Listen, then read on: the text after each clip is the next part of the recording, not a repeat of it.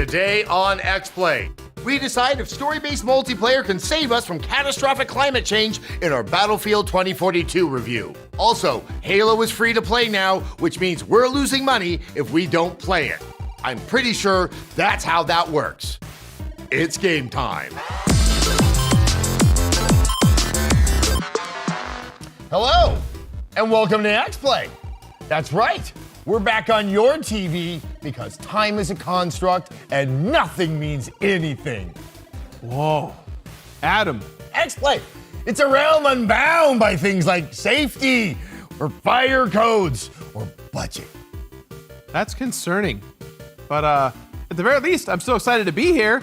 It's really a dream come true. That's very, very kind of you to say, Gerard, and it's good to be back. I feel like this show's future, it's bright. Speaking of the future. That is a very good segue. Thank you. Today we're going to be taking a look at a bleak future ravaged by climate change, the Black Hokage's review of Battlefield 2042. So some good old-fashioned escapism. Here's the review. Some things in life are inevitable, like corporations successfully getting their taxes lowered year after year, or the planet crossing the 1.5 degree threshold, or me being disappointed in the next Battlefield game. But I think Battlefield 2042 might just break that streak.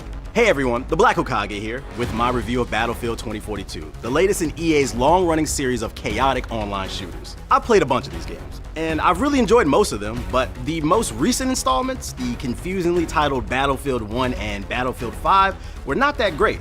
And based on what I've seen, I was hoping 2042 could be the return to form. And that's exciting because when these games are good, Battlefield is one of the most enjoyable experiences in gaming. So is 2042 a triumphant return or a dystopian nightmare? Let's find out.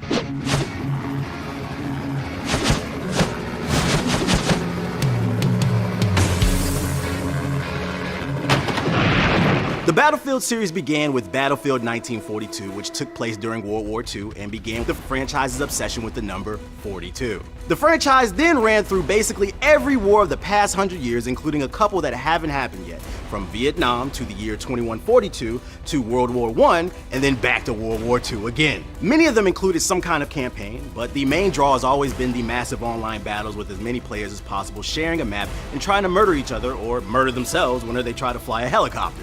And it's pretty much always delivered on that. But when a series runs this long, you have to find ways to offer something new. That's exactly why Battlefield 1 and 5 made the series feel stagnant to me. They literally went backwards not just in the time period, but in the development of the franchise. But Battlefield 2042 moves into the near future, and while it looks as bleak as the United Nations climate report, it also is exciting to get into the action. Set in the war between the US and Russia, the conflict kicks off after the cascading effects of climate change lead to a global blackout, and the emergence of a wave of climate refugees known as NOPADs. It's a vision of the future that is definitely on Greta Thunberg's bingo card. This is precisely what I warned you would happen. A cascading series of climate disasters, the displacement of untold millions, the failure of power grids worldwide, and massive battles between 128 players across several game modes. How dare you? Wait. But these details are all backstory and Easter egg lore. There's no campaign of any kind in Battlefield 2042, which is fine. But I'm not sure there's anyone alive who buys and plays these games for the story.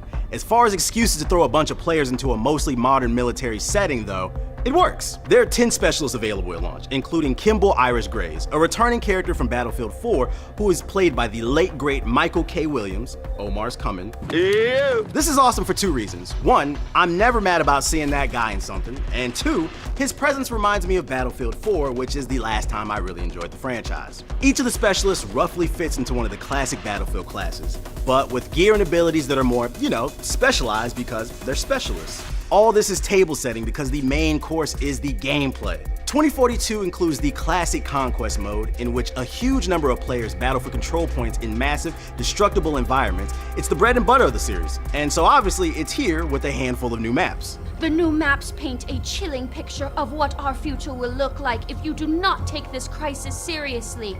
A rocket launch ravaged by storms in French Guiana, a verdant agricultural region selfishly walled off from deserts of Egypt, hulking shipwrecks off the coast of India. This is what is waiting for us if we do not act. Gorgeously rendered environments that are fully destructible. The only hope of averting this crisis is reducing emissions and recovering data drives. I know what I said. Conquest is comfort food, but 2042 also comes with the new Hazard Zone mode, which is honestly more exciting to me. It's a change of pace from the usual Battlefield dynamic where the goal is to find data drives and get extracted without getting killed, and it's dope. Hazard Zone rewards working closely with a squad, instead of relying on the chaos of a massive Conquest map, but it also highlights exactly how much fun a game like this is with friends, something that Battlefield has made its core platform since the beginning of the franchise. And sure, I guess technically most things are better with friends, but having a squad back you up in Battlefield is particularly satisfying, just trust me. But it can only be fun when the game actually, works, and there's a ton of noise online about how horrible day one play is. I was nervous too on launch day, but I'm feeling better about it now. I know the game is brand new, but overall, the first weekend I'd say the performance has been hit or miss. I experienced crashes, slow load times in the games, and occasional frame rate issues. EA servers are stealing our future. Our children deserve to play games without poor frame rates. Fast matchmaking is an intrinsic human right. These corporations... What's that? The game's performance has already begun to improve? Oh, this is such a relief. That this existential threat is being taken seriously. Imagine if a crisis like this were ignored and allowed to get worse in spite of obvious steps that could be taken to fix it. What an unimaginable situation that would be. One thing I will say is that when it was running smoothly, the game looked amazing with stunning visuals that made consistently impressive large-scale moments. Again, when it was running smoothly. All of these issues improved on the second day though, and they were almost exclusive to the Conquest mode. Honestly though, the issues with Conquest led me to play more Hazard Zone, and I'm gonna be honest, I'm not mad at that. Hazard Zone actually ran incredibly smooth, which is probably a big part of why I enjoyed it so much compared to Conquest matches.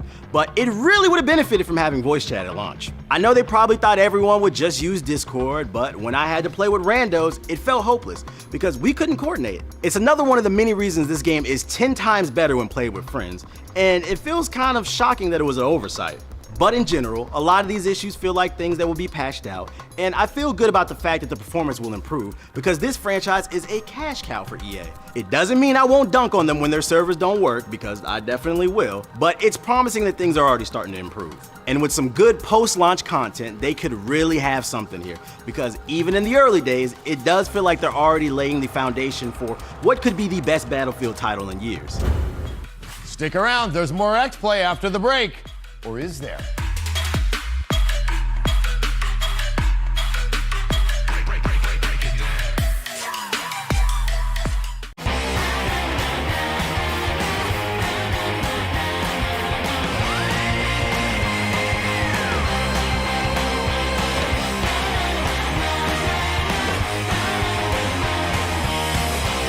Freeze Drive Ritual!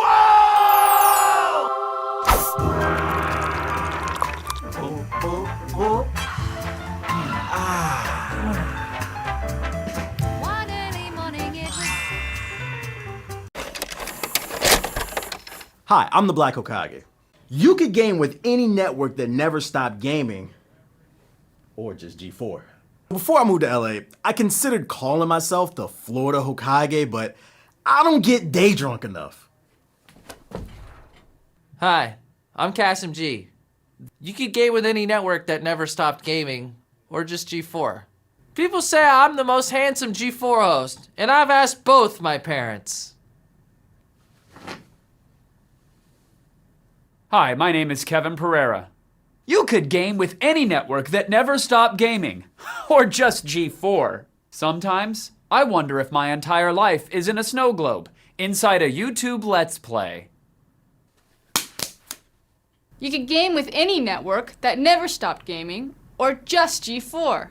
My favorite League of Legends character? The sexy one with weird ears. Hi, my name is Avali May. You could game with any network that never stopped gaming, or just G4. My life is like a dating simulator coded by my mortal enemy. My name is Gerard Khalil. You could game with any network that never stopped gaming. Or just G4. Life is a speed run that beats you. You could game with any network that never stopped gaming, or just with G4. Can you guys add like the Disney? People tell me I look like a young Kurt Cobain, played by an average-looking sketch comedian.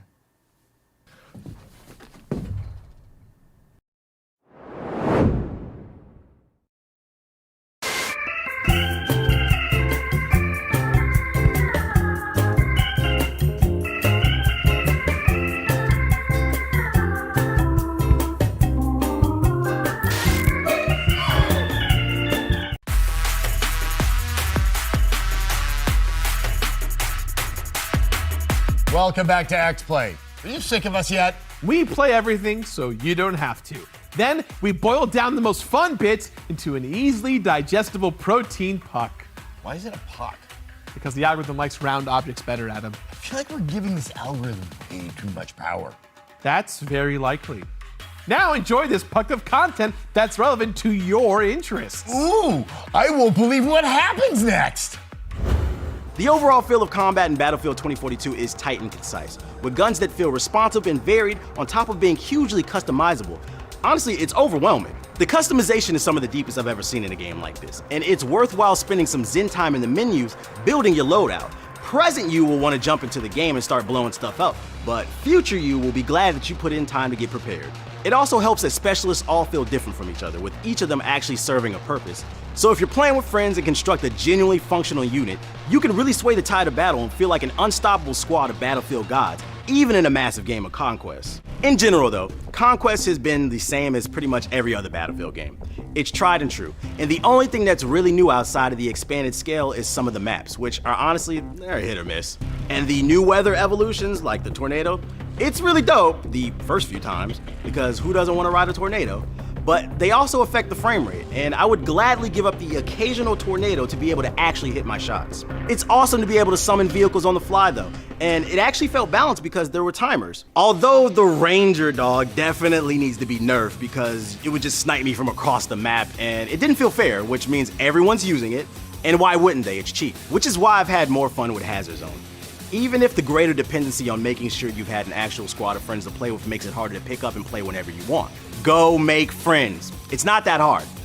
Okay, fine, it's kinda hard, but do it anyway. For a lot of different reasons, but mostly so you have someone to play with in Battlefield 2042. Your first few matches in Hazard Zone will be rough because everyone will have better loadouts than you. But once you get a scope, it's a whole different monster. You only get one life, which means playing with a level of care and precision that really tested my discipline to not get greedy for kills. Only having one life makes the stakes feel higher, and if you play it properly, the mode really scratches that itch for both thoughtful strategy and constant action. Without friends, it's a lonely, frustrating exercise in futility, kinda like doing an XPlay review. But with friends, it's everything I want Battlefield to be. In general, Battlefield 2042 feels like a love letter to longtime Battlefield fans, which is great, cause that's me.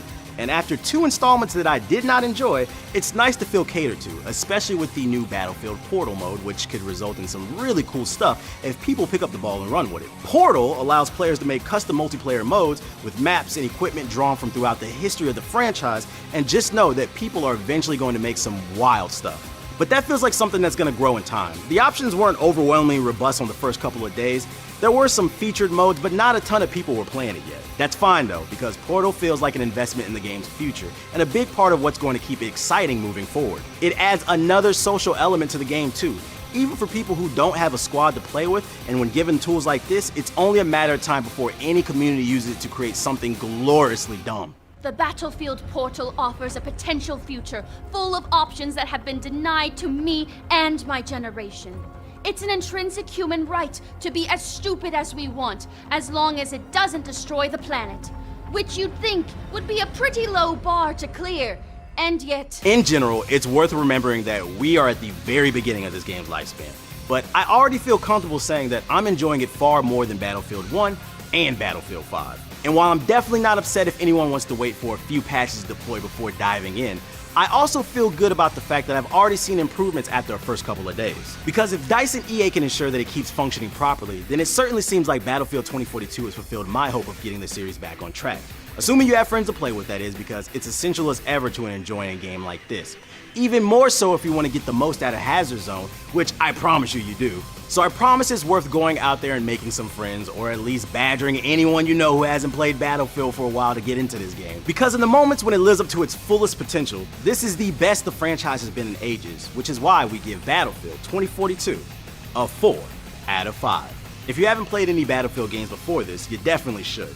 To help catch you up, here are 5 things you deserve to know about Battlefield, presented by Dr. Pepper. Here are the top 5 things you deserve to know about Battlefield. Thirst Quench by Dr. Pepper. Number 1, it's a numbers game, literally. Years that end in 42 are prevalent throughout the series. Battlefield 2042 follows the Battlefield naming trend that started with Battlefield 1942, the first of the franchise, and Battlefield 2142, the 4th installment, which makes 2042 the PB&J center of the 42 sandwich timeline. Huh, I guess that Coldplay and the folks at DICE agree that the answer of the universe is 42. It's been in front of us the whole time. Number 2, the destruction is a feature, not a bug. First-person shooters are a staple of video games, and making your game war-themed is almost as redundant as the 7th member of BTS. You know the one. A huge way Battlefield stands out from every other war game is by implementing maps that are fully destructible. Starting with Battlefield Bad Company, the development team at DICE utilized the brand new Frostbite engine to make interactive environments that are completely breakable. Since then, almost every game seems to one-up the pure chaos you can create. Whether buildings are falling, ships are crashing, or a freaking tornado is coming from the gods above, when you play Battlefield, be sure to wear a hard hat because debris is everywhere. Number 3, you can fight wars as a pigeon? You heard that right. Thanks to Battlefield 1's harrowing Through Mud and Blood mission, you have the chance to play as a carrier pigeon that must take an urgent message to HQ. As you soar through the air to a forlorn melody, the havoc of war sullenly wages around you. Wow. I didn't know a pigeon could make me cry this easily. Number 4, Battlefield is obsessed with dinosaurs. As mentioned before, Battlefield is a game about war, and when you think about war, you think of things like mustard gas, trench warfare, tanks, and flying pterodactyl attacks. Wait, did I read that right? Ever since Battlefield 3, the devs became enamored with adding dinosaur Easter eggs in almost every game thereafter. Why, you ask? Well, back in 2009, Activision was wondering why their Call of Duty Modern Warfare 2 PC sales were lukewarm, asked the kind of folks over at 4chan what they could do to fix this, and the unanimous answer was, add dinosaurs, of course. And while COD was too preoccupied with whether they should, the Battlefield team pulled out their Dr. Hammond to prove they could. Number 5, don't worry about the timeline making any sense. There are literally 17 Battlefield games and almost none of them are in order. Take a look at this. We start with Battlefield 1942, then we go Battlefield 2 to 4. Okay, this is making some sense. And then we have Battlefield 1, and then Battlefield 5? What is going on here? Battlefield 2042 came out 15 years after Battlefield 2142. There's also a Battlefield 1943 somewhere in the mix. Half of the wars are real, the other half are completely fabricated. Like the War of 2014. What were we fighting about? Whether the series of How I Met Your Mother was a complete and total botch, hashtag justice for the mother. There could be a whole college course about deciphering Battlefield's timeline, and I'm already sweating about the final. And don't forget to take a break from the grisly horrors of playing in simulated trenches and treat yourself to an ice cold Dr. Pepper.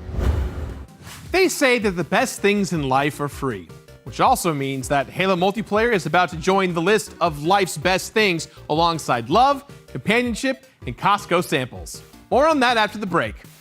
Halo, I mean. Not the samples. I really want some samples.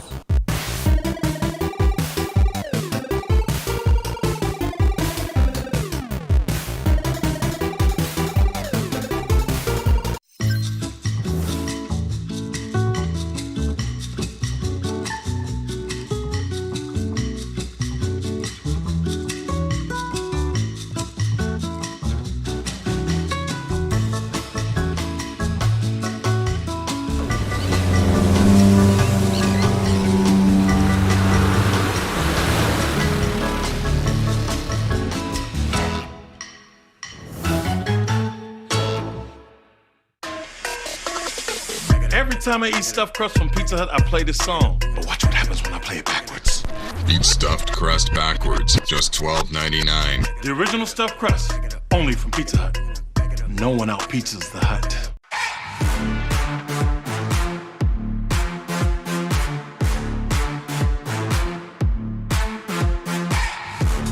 At SteelSeries, we make the headsets, mice, and keyboards that the world's best gamers win the most with. And we've been doing it since way back.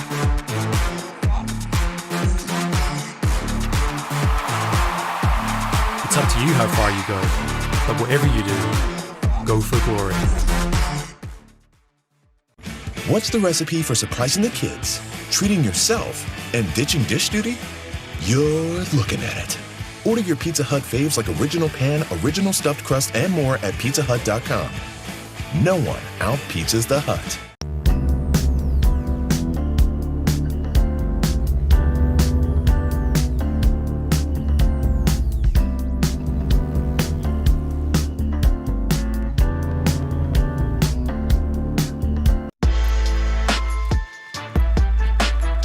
Welcome back to XPlay. Hey Gerard, which one of us do you think is better at Halo? I don't know. You probably? Absolutely. And now that Halo Infinite's multiplayer is going free to play, losing to you will only cost me emotionally instead of financially. You know, I'd love to hear more about that, but from someone who's really cool. Cooler than us? That'll be tough.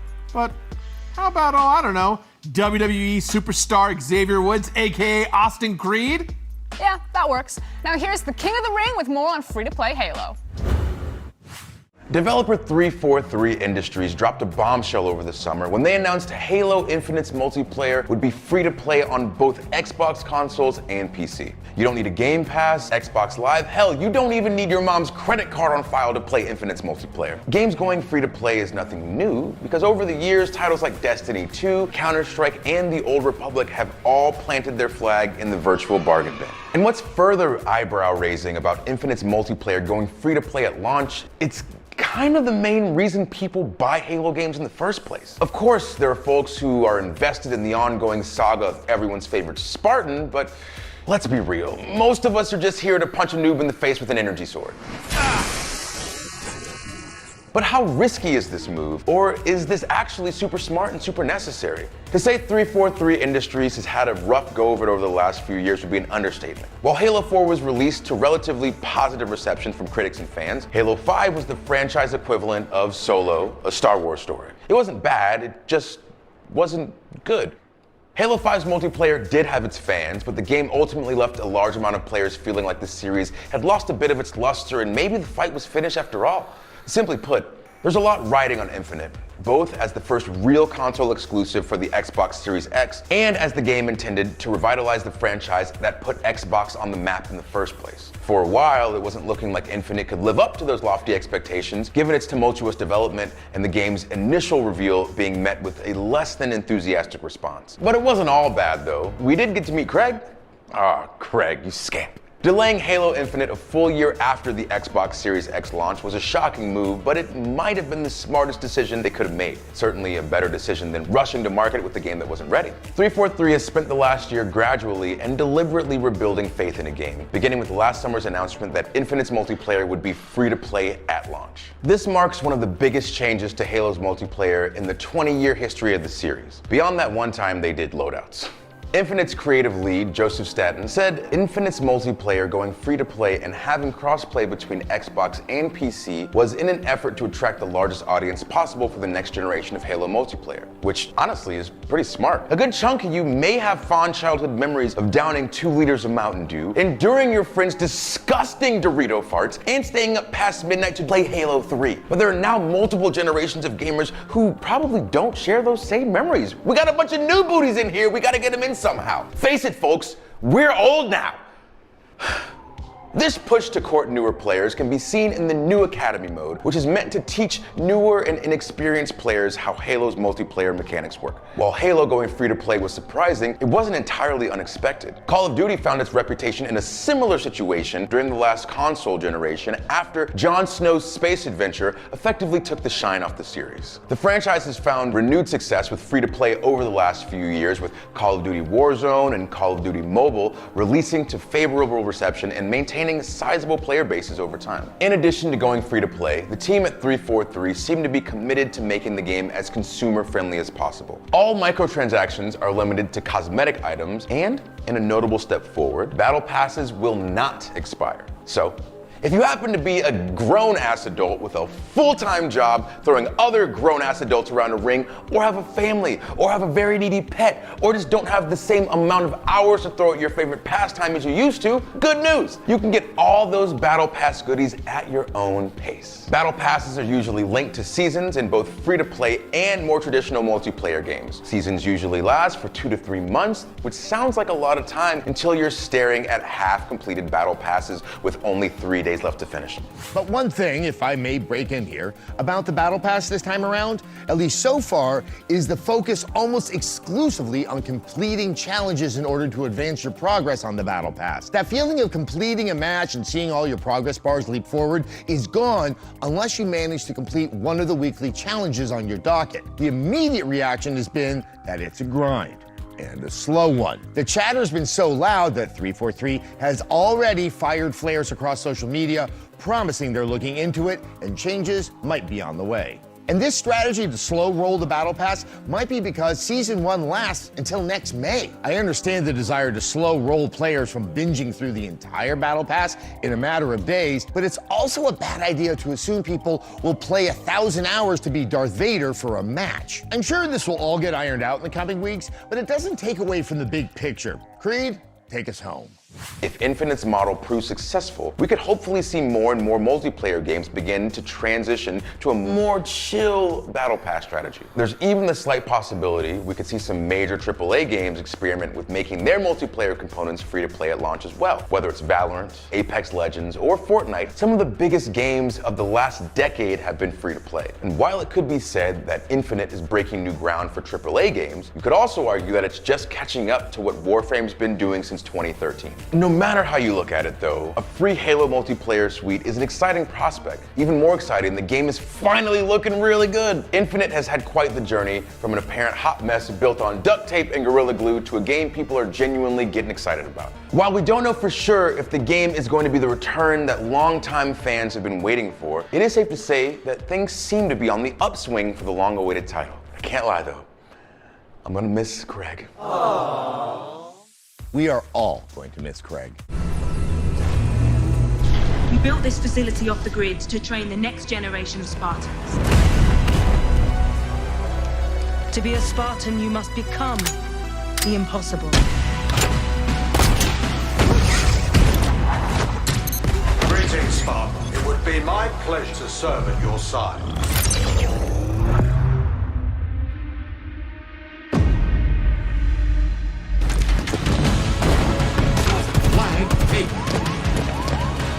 An electric kill.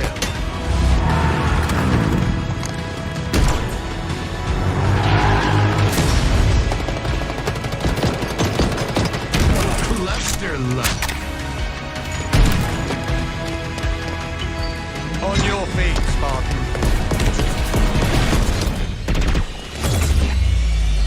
Ninja.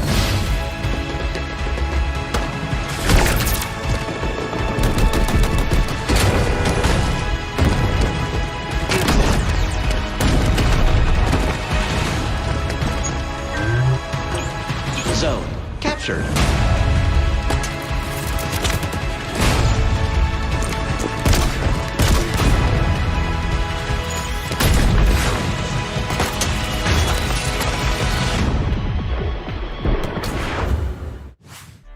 I feel like I learned a lot today about all the various ways that you can shoot people. Whoa, careful or you're gonna end up on some type of watch list. Hey man, that's all good with me. I'm just happy to have anyone watching me again.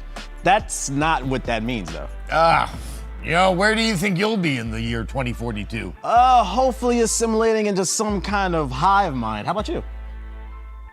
Probably hosting XPlay as part of the 7th relaunch of G4. I don't know if that's really sweet or if that's... actually, it is sad. And that's because it's both sweet and sad. All right, we're gonna see you tomorrow, everyone. Bye. I'll be seeing you. Yeah. When you wake up at night, I'm right there in the room. I'm just here so I don't get fined.